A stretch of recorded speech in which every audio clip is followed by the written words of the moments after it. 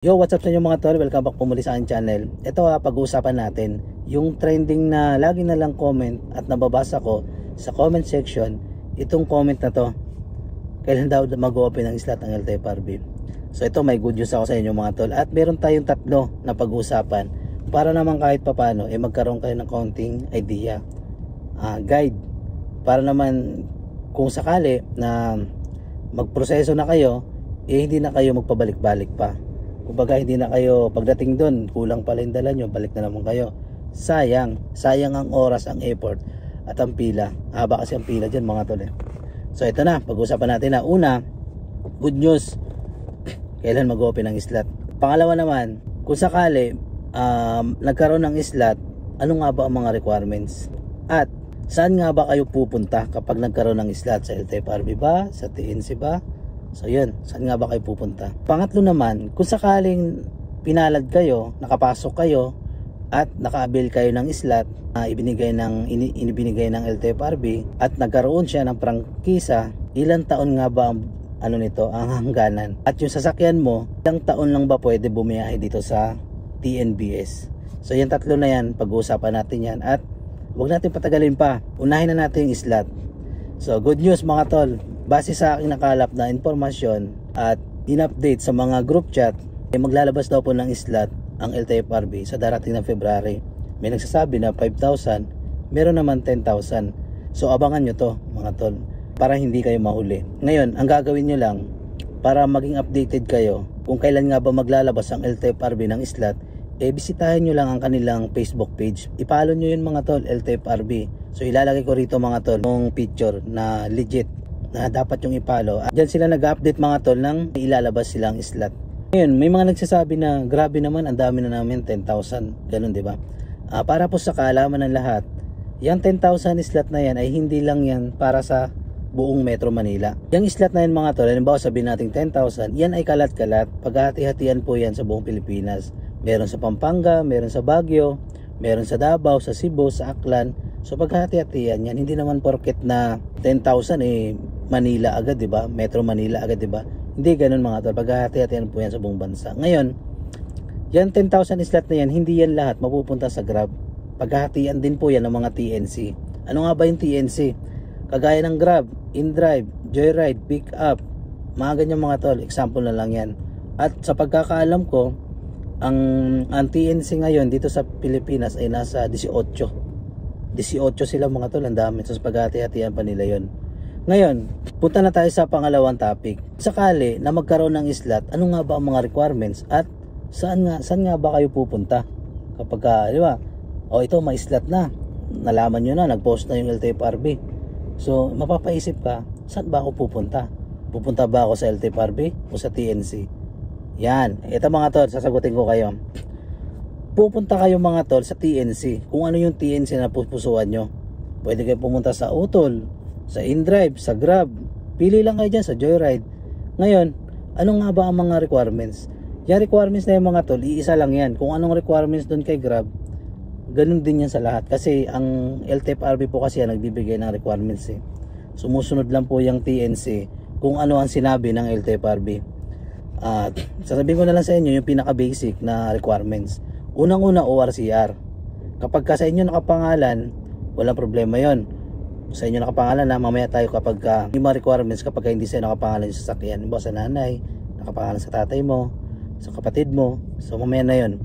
Punta muna tayo kung sarili mo yung sasakyan at sa'yo nakapangalan yung sasakyan. So unang-una, ORCR. Pangalawa, vaccine.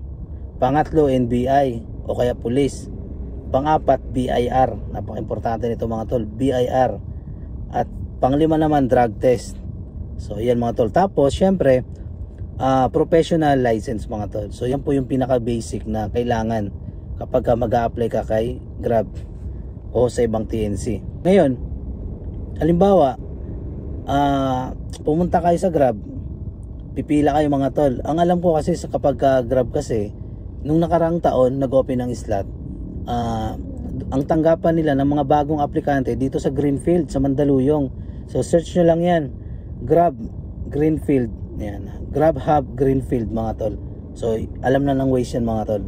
So doon po yung applyan nila. Agahan nyo lang kasi Unang-una, mahirap ang parkingan doon.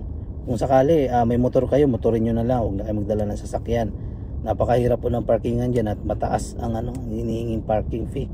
So kung nagtitipid kayo, pwede kayo magmotor. Puntahan nyo lang kapag ka nag-open ng slot. Ngayon, ang gagawin nyo, kapag ka nakompleto nyo na yung mga basic na requirements, ang Grab na mismo magpuproseso, magbabayad na lang kayo mga tol. Magbabayad kayo. Ang alam ko kapag ka sedan nasa 7,000 yata eh. Hindi ako nagkakamali 7,000. Kapag ka 6-seater, nasa 8 o 9,000. So sila na magpuproseso nun. Sila na mag-ano nun at i-guide naman nila kayo kapag kulang kayo ng requirements. Sasabihin naman nila sa inyo. Sabihin nyo lang, ito palo na lang yun. Kung sila magpuproseso yun at ipapasa nila kay LTFRB yun. Ngayon, kapag ka nandun na kay LTFRB, ang inyong papeles, saka na lalabas yung PA. Yung PA na yon, yun yung sinasabi nilang 90 days lang nire-renew PA. Kapag ka, ano kasi mga tol yung 90 days na yan, binibigyan ka ng 90 days para kumpletuhin pa ang requirements para sa CPC. Ngayon, kapag ka hindi mo na kumpleto yan, yung requirements na hinihingi nila para sa CPC, ang mangyayari sa iyong slot o yung case number o ang iyong PA, madidismiss po. Kapag ka na-dismiss ka at nagpadala ang LTFRB ng dismissal order at pinadala dun sa paborito mong TNC, matik, madideactivate po ang account mo. Mahihinto ka, hindi ka makakabiyahe. Ngayon, ang gagawin mo naman para makabiyahe ka ulit, magpapile ka ulit ng motion for recon. So, para sa mga baguhan pa lang medyo parang magulo, parang nakaka-stress pala. Ang dami requirements. Naku po, napakarami requirements mga tol, hindi basta-basta.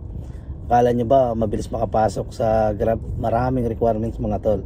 Kaya yung iba rito tinatsaga lang. At kung minsan bago makabiyahe, di ba nag-apply sila ngayon, bago makabiyahe 3 to 4 months bago sila nakakabiyahe. Yung iba 1 taon bago nakabiyahe.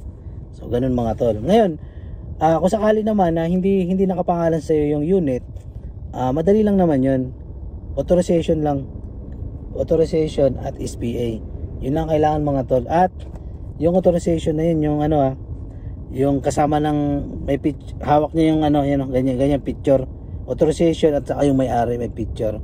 So yun po, yun lang po ang kailangan kung sakaling hindi sa inyo nakapangalan ang unit. Ngayon mga tol, BIR kailangan din yun baka makalimutan nyo.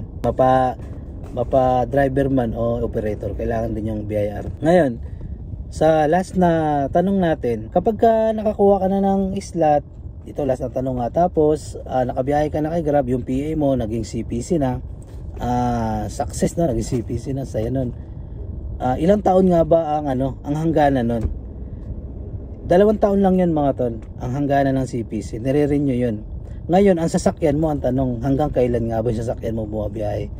Ang sabi sa LTFRB, ang sasakyan ay 7 years lang. Kapag naka 7 years ka na, matik, madi-deactivate na ang inyong account at kailangan mo na magpalit ng bagong unit. Tanong mga tol, kapag ka nagpalit ba ako ng bagong unit at meron akong CPC, yung CPC ko ba na yun pwede kong gamitin? Ang sagot dyan, oo, pwede yan mga tol, basta sa inyo nakapangalan. Ngayon, kung hindi sa inyo nakapangalan, di po pwede yun. Halimbawa, sasakyan ko, naka CPC to, halimbawa, di ba? Sa akin nakapangalan at naka 7 years na to. Ang mangyayari nun, madi-deactivate ako kay Grab kasi tapos na yung niya kumbaga yung retired na, kumbaga kung sa tao retired na. Ang mangyayari, kukuha ulit ako ng bagong sasakyan sa akin nakapangalan. At yung CPC na sa akin nakapangalan ay pwede kong gamitin yun. Ganun mga tol. Hindi po pwede yung CPC ng kapatid mo at meron kang bagong sasakyan pwede mong gamitin. Naku, hindi pwede yung mga tol, liobra yan. So ayun lang mga tol, sana nagkaroon kayo ng idea at konti at abangan nyo. Base sa aking formante magkakaroon talaga ng slot. Totoo yan kasi dati nagbalita rin sa akin yun na magkakaroon nung August, tapos nagkaroon ng December, nangyari. Kaya sabi nila ngayon darating na February mag-o-open ng slot. So abangan nyo mga tol, i-follow nyo ang Grab kung gusto nyo sa Grab, i-follow nyo ang ibang TNC kung gusto nyo rin, search nyo lang. At ang pinaka-importante, i-follow nyo yung LTFRB mga tol, LTFRB page. So ilalagay ko dyan sa screen, yan po ang i-follow nyo, yan po yung legit na nag-update na kung kailan mag-aano ng slot, anong mga dapat gawin. So yun lang mga tol, maraming salamat.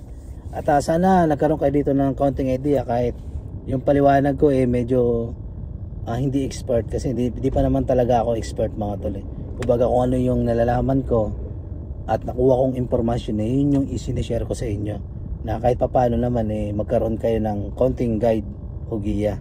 So yun lang mga tol, maraming salamat at ingat kayo palagi dyan, at thanks for watching. Bye bye.